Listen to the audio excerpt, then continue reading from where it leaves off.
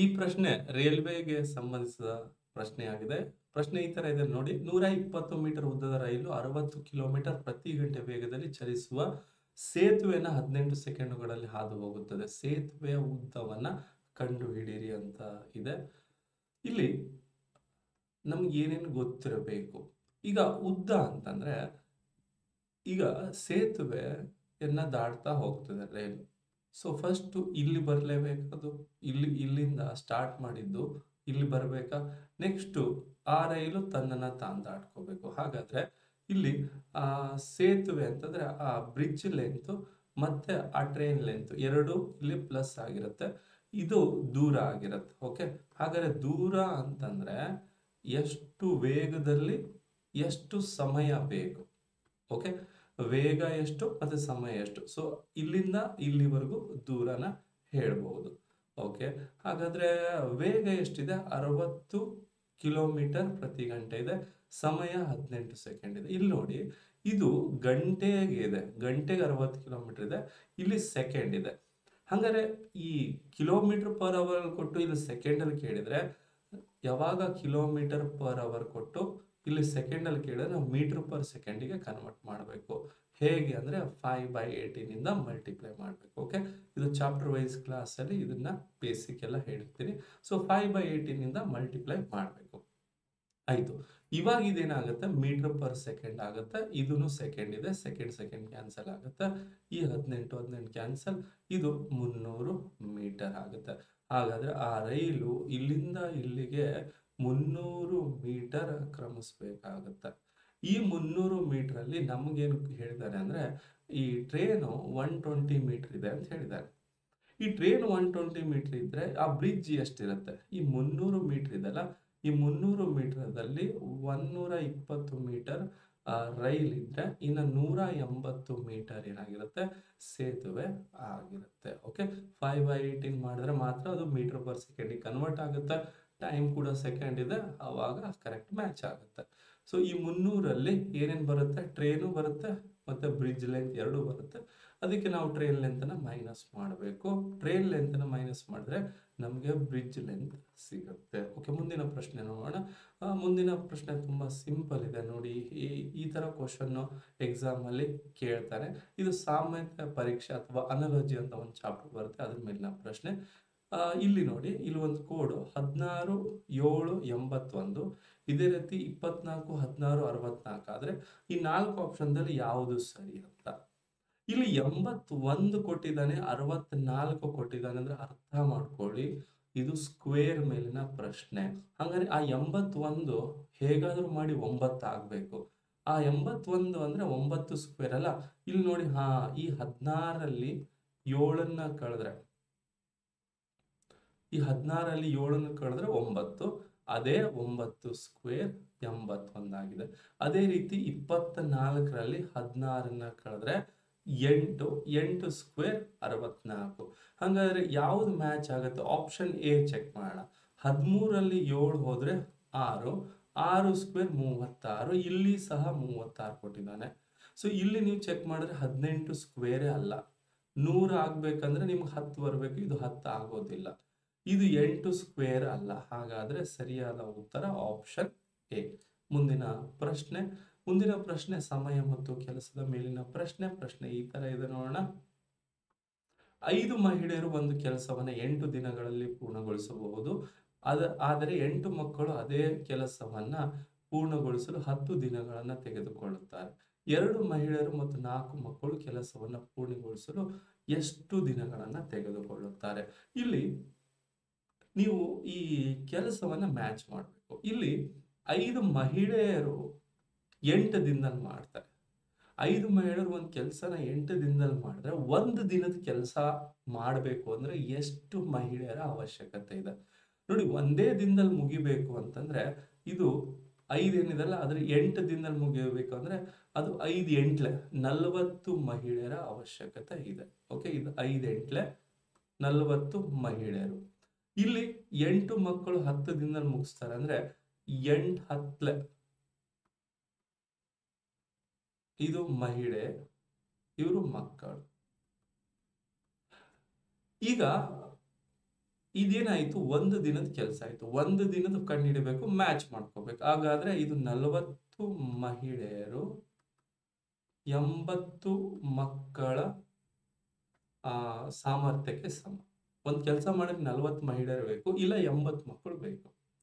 Okay, 40 ಮಹಿಳೆಯರು ಅಥವಾ 80 ಮಕ್ಕಳು. ಇದು ಒಂದು ಮಹಿಳೆ ಇರಬೇಕು ಅಥವಾ 42 ಮಕ್ಕಳು.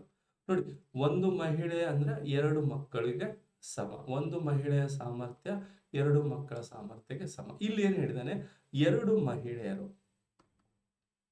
ಪ್ಲಸ್ 4 ಮಕ್ಕಳು, 2 ಮಹಿಳೆಯರು ಪ್ಲಸ್ 4 ಮಕ್ಕಳು ಎಷ್ಟು ದಿನದಲ್ಲಿ ಮುಗಿಸ್ತಾರೆ. ಈಗ ನಮ್ಗೆ ಇಲ್ಲೇನಿದೆ ಅಲ್ಲ, ಒಂದು ಮಹಿಳೆ ಅಂದ್ರೆ 2 ಮಕ್ಕಳು, ಇದೇ ಲಾಜಿಕ್ ನ ಇಲ್ಲಿ ಯೂಸ್ ಮಾಡ್ಬೇಕು. ಒಂದು ಮಹಿಳೆ ಅಂದ್ರೆ 2 ಮಕ್ಕಳು, 2 ಮಹಿಳೆ ಅಂದ್ರೆ 4 ಮಕ್ಕಳು. ಸೊ ಇಲ್ಲಿ ಆಲ್ರೆಡಿ 4 ಮಕ್ಕಳಿದ್ದಾರೆ. ನೋಡಿ, ಮಹಿಳೆ ಮಕ್ಕಳಿದೆ, ಒಂದ್ರಲ್ಲಿ ತಗೋಬೇಕು ನಾವು.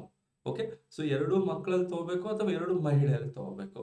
ಆಗ 4 ಮಕ್ಕಳು ಮತ್ತೆ ಇದು 4 ಮಕ್ಕಳು. 2 ಮಹಿಳೆ ಅಂದ್ರೆ ನಾನು ಕನ್ವರ್ಟ್ ಮಾಡ್ಕೊಂಡೆ, ಅದು 4 ಮಕ್ಕಳು. ಸೊ ಟೋಟಲ್ 8 ಮಕ್ಕಳು ಆಗ್ತಾರೆ. ಸೊ ಇಲ್ಲಿ ನೋಡಿ ಏನ್ ಕೊಟ್ಟಿದ್ದಾನೆ, 8 ಮಕ್ಕಳು 10 ದಿನದಲ್ಲಿ ಕೆಲಸ ಮುಗಿಸ್ತಾರೆ ಅಂತ ಅವನೇ ಕೊಟ್ಟಿದ್ದಾನೆ. ಹಾಗಾದ್ರೆ 8 ಮಕ್ಕಳು 10 ದಿನದಲ್ಲಿ ಕೆಲಸವನ್ನ ಮುಗಿಸುತ್ತಾರೆ. ಇದು ಆಪ್ಷನ್ ಎ ಸರಿಯಾದ ಉತ್ತರ. ಓಕೆ, ಮುಂದಿನ ಪ್ರಶ್ನೆಯನ್ನ ನೋಡೋಣ ಬನ್ನಿ. ಓಕೆ, ಇದು 4th ಪ್ರಪೋರ್ಷನ್ ಅಂತ ಒಂದು ಕಾನ್ಸೆಪ್ಟ್ ಬರುತ್ತೆ. ಇದು ಅನುಪಾತ ಸಮಾನುಪಾತದಲ್ಲಿ ಬರುವಂತ ಪ್ರಶ್ನೆ. ಈಗ A:B C:D ಇದಕ್ಕೆ 4th ಪ್ರಪೋರ್ಷನ್ ಅಂತ ಹೇಳ್ತೀವಿ. ಅಂದ್ರೆ ಇದರ ಅರ್ಥ ಏನಂದ್ರೆ A/B = C/D. ಓಕೆ, ಇಲ್ಲಿ ಏನ್ ಬರಬೇಕು, ಈ ಕ್ವಶನ್ ಮಾರ್ಕ್ ಇದೆ ಅಲ್ಲ, ಸೊ ಇದು ನಾವು C/D ಅಂತಾನೆ ತಗೋಣ, ಕ್ವಶನ್ ಮಾರ್ಕ್ ನಾವು D ಅಂತಾನೆ ತಗೋಣ. ಆಯ್ತಾ, ಇದು D. ಇದನ್ನ ಮತ್ತೆ ನೀವು ಏನಾದ್ರು ತಗೊಂಡ್ರೆ ಇದನ್ನ ಕ್ರಾಸ್ ಮಲ್ಟಿಪ್ಲೈ ಮಾಡ್ಬೋದು ಹಿಂಗೆ. ಇದನ್ನ A × D = B × C. ಅಂದ್ರೆ ಇದನ್ನ ಇಂಟು ಮಾಡ್ಕೊಳ್ಳಿ, ಇದನ್ನ ಇಂಟು ಮಾಡ್ಕೊಳ್ಳಿ. ಸರಿನಾ, ನಡುವಿರೋದನ್ನ ಇಂಟು ಮಾಡ್ಕೋಬಹುದು, ಕೊನೆಗಿರೋದು ಇಂಟು ಮಾಡ್ಕೋಬಹುದು. ಓಕೆ, ಇದು ನಿಮ್ಗೆ ನಾನು ಜಸ್ಟ್ ಬೇಸಿಕ್ ಹೇಳಿದ್ದು. ಹಾಗಾದ್ರೆ ಇದನ್ನ 4th ಪ್ರಪೋರ್ಷನ್ ಅಂದ್ರೆ √6 × √8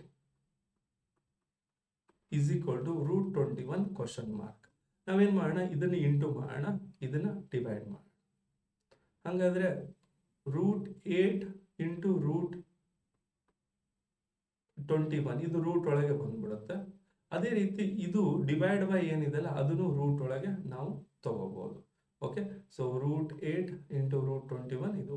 ಓಕೆ, ಇದು 2 3 ಇದು 2 4 ಇದು 3 1 3 7.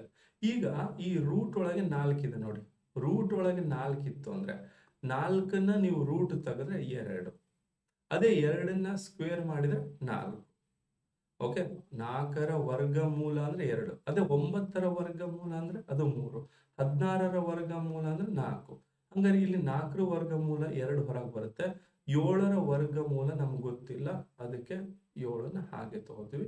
ಇದು 2√7 ಆಗುತ್ತೆ. ಓಕೆ, ಸೊ 4ರ ವರ್ಗಮೂಲ 2, 7ರ ವರ್ಗಮೂಲ ಗೊತ್ತಿಲ್ಲ, ಅದನ್ನ ಹಾಗೆ ಬರ್ಕೋಬೇಕು. ಈ ತರ ಪ್ರಶ್ನೆಗಳನ್ನ ಎಕ್ಸಾಮ್ ಅಲ್ಲಿ ಕೇಳ್ತಾನೆ. ಓಕೆ, ಮುಂದಿನ ಪ್ರಶ್ನೆ ನೋಡೋಣ.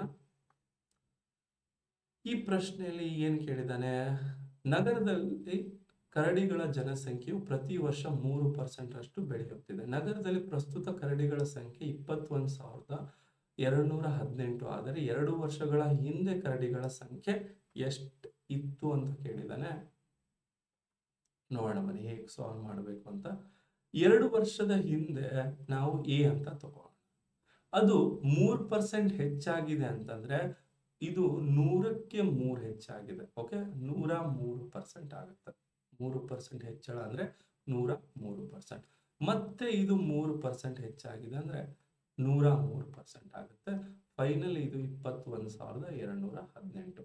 ಇದು 2 ವರ್ಷದ ಹಿಂದೆ A ಇತ್ತು.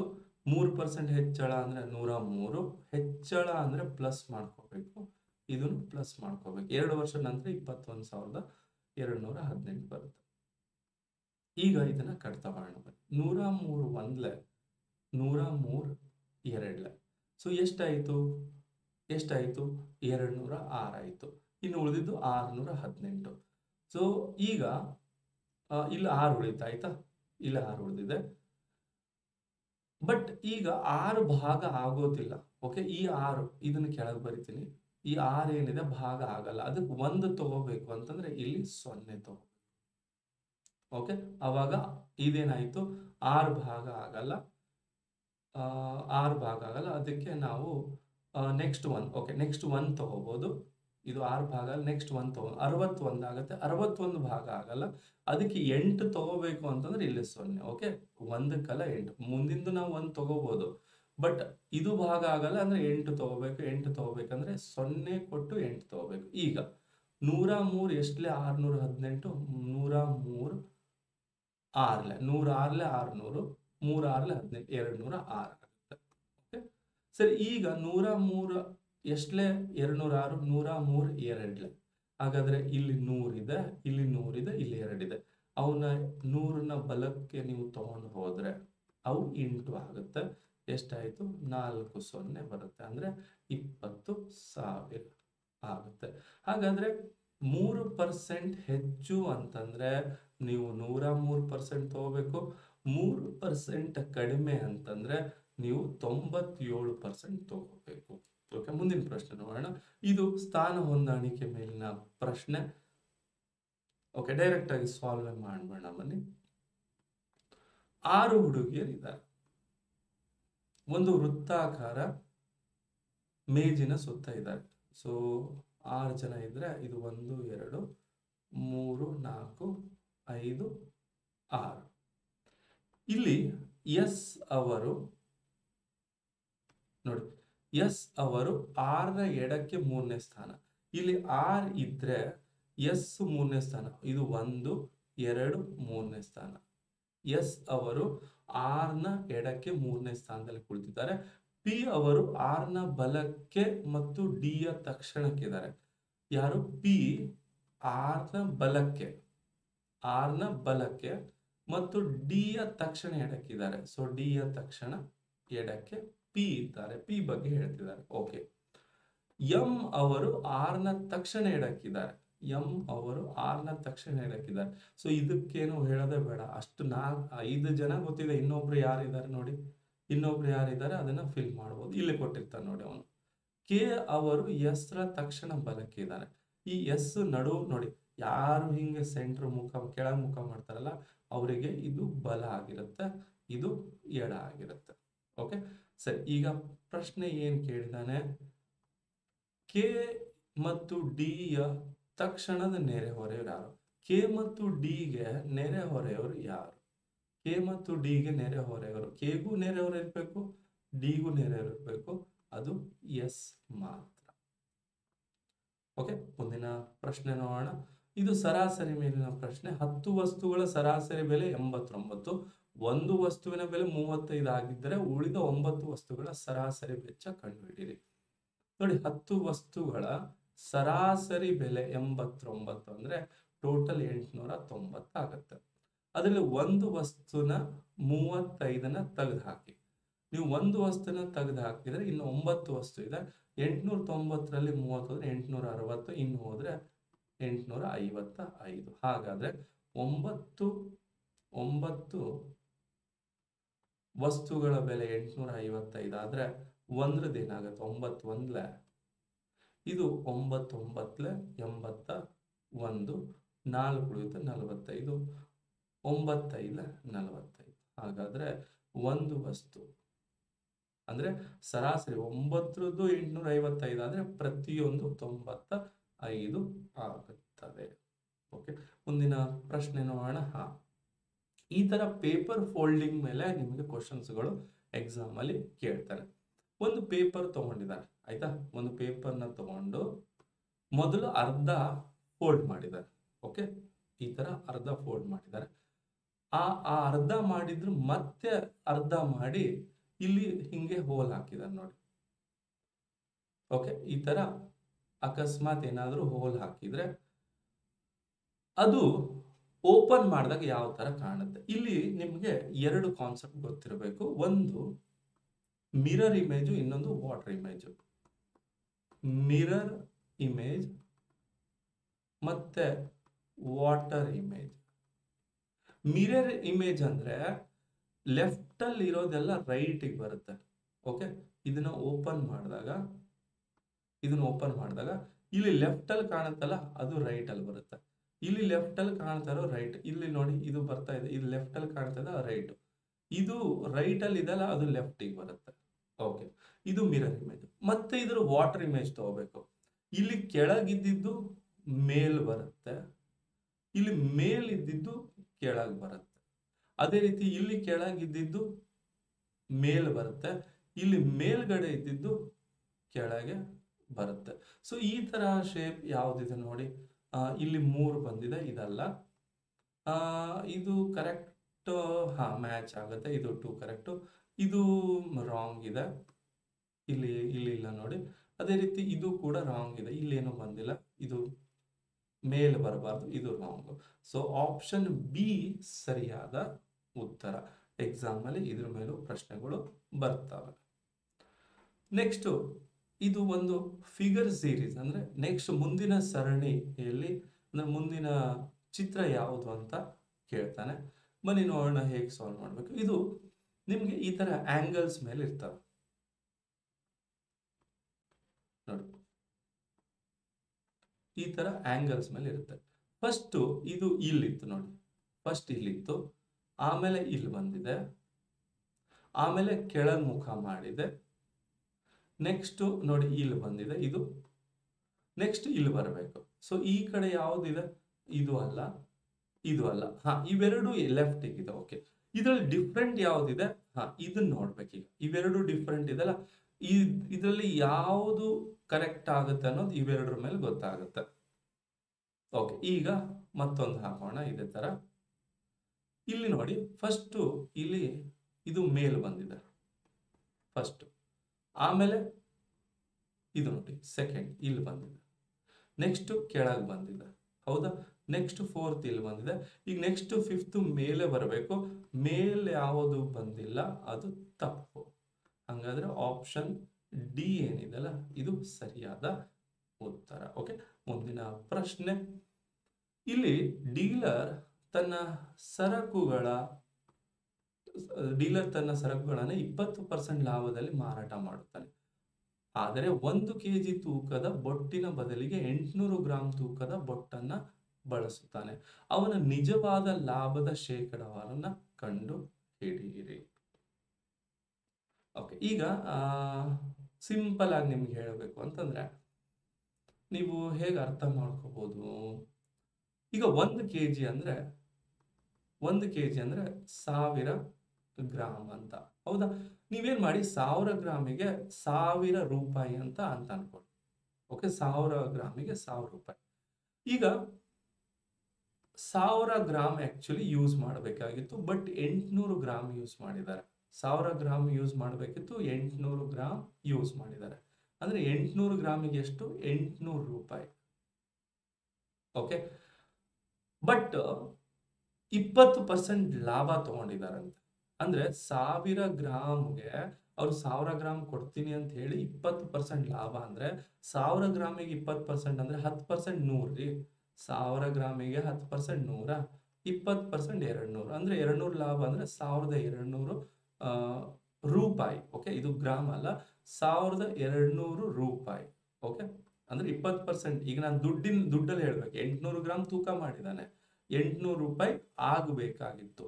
ಬಟ್ ಅವನೇನ್ ಹೇಳಿದಾನೆ, ನಾ 1 kg ಕೊಡ್ತಾ ಇದ್ದೀನಿ, 1 kgಗೆ ಅಂತ ಹೇಳಿ ಅವನು 1 kgಗೆ ಅವನಿಗೆ 1000 ರೂಪಾಯಿ ಆಗುತ್ತೆ. ಬಟ್ ಅವನೇನ್ ಮಾಡ್ತಿದ್ದಾನೆ, ಅವನು 1200 ರೂಪಾಯಿ 20% ಲಾಭಕ್ಕೆ ತಗೋತಾ ಇದ್ದಾನೆ. ಈಗ ಅವನಿಗೆ 2 ಲಾಭ ಆಗಿದೆ. ಒಂದು 800 ಗ್ರಾಮ್ ತಗೊಂಡಿದ್ದಾನೆ, ಇನ್ನೊಂದು ಇಲ್ಲಿ 800 ಗ್ರಾಮಿಗೆ 800 ರೂಪಾಯಿ ಆಗುತ್ತೆ.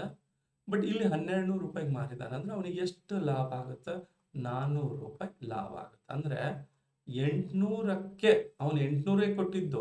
ಸೊ 800 ಗ್ರಾಮ್ ಕೊಟ್ಟು ಅಂದ್ರೆ 800 ರೂಪಾಯಿ ಆಗುತ್ತೆ. 800ಕ್ಕೆ 400 ರೂಪಾಯಿ ಲಾಭ ಆದ್ರೆ 100ಕ್ಕೆ ಎಷ್ಟು? 800ದ ಅರ್ಧ 400, 100ದ ಅರ್ಧ 50. ಸೊ 50% ಲಾಭ ಆಗುತ್ತೆ. ಓಕೆ, ಸೊ ಮುಂದಿನ ವಿಡಿಯೋದಲ್ಲಿ ಮತ್ತಷ್ಟು ಪ್ರಶ್ನೆಗಳನ್ನ ನೋಡೋಣ. Thank you.